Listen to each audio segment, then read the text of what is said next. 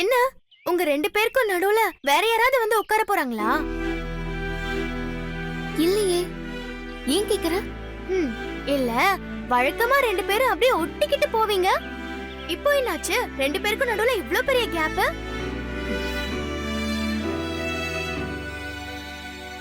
இது என்ன இந்தியா பாகிஸ்தான் பார்டரா? நடுவுல கேப்ப விட்டு வேலி கட்டுறதுக்கு? தாலி கட்டிக்க போறவங்க எதுக்காக இப்படி விலகி உட்காரணும்? அக்கா, நல்ல பக்கத்துல உட்காரு. ஏய், சும்மா இருடி. அதெல்லாம் முடியாது. இப்ப நீ உட்கார போறியா இல்லையா? உட்காருக்கா.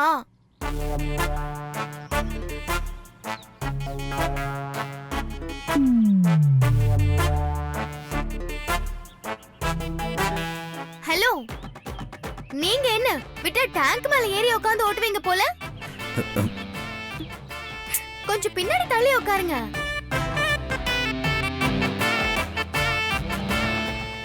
இல்ல ஸ்வாதி, அது அக்காவே பக்கத்துல உட்கார்ந்திருக்கா. உங்களுக்கு என்னங்க பிரச்சனை? உட்காருங்க.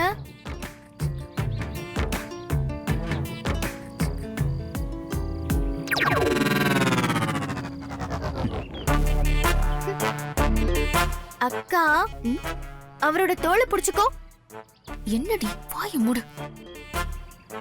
தோலை பிடிக்க முடியாதுன்னு சொன்னா இறுக்கமா கட்டி புடிச்சுக்க சொல்வேன், பரவாயில்லையா? எது வசதின்னு நீயே முடிவு பண்ணிக்கோ.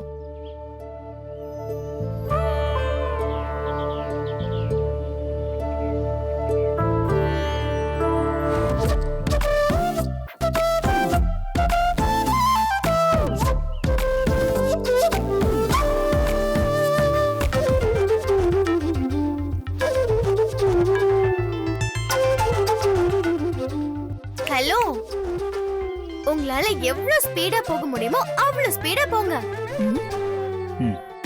முடிஞ்சா இந்த வண்டிய மாத்திட்டு பின்னாடி சீட்டு உயரமா மேல இருக்குமே, அப்படி ஒரு வண்டிய வாங்கிடுங்க.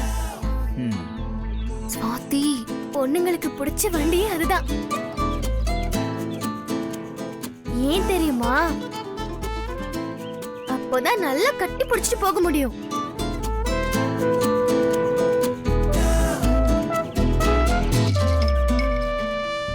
இது கூட தெரியாம நீங்க 2 பேரும் லவ் பண்ணி, ஐயோ.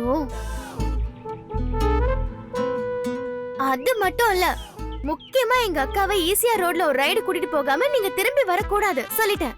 சரிங்க மேடம். ஓகே, பாய். கிளம்புங்க. பாய் ஸ்வாதி. பாய். பாய்.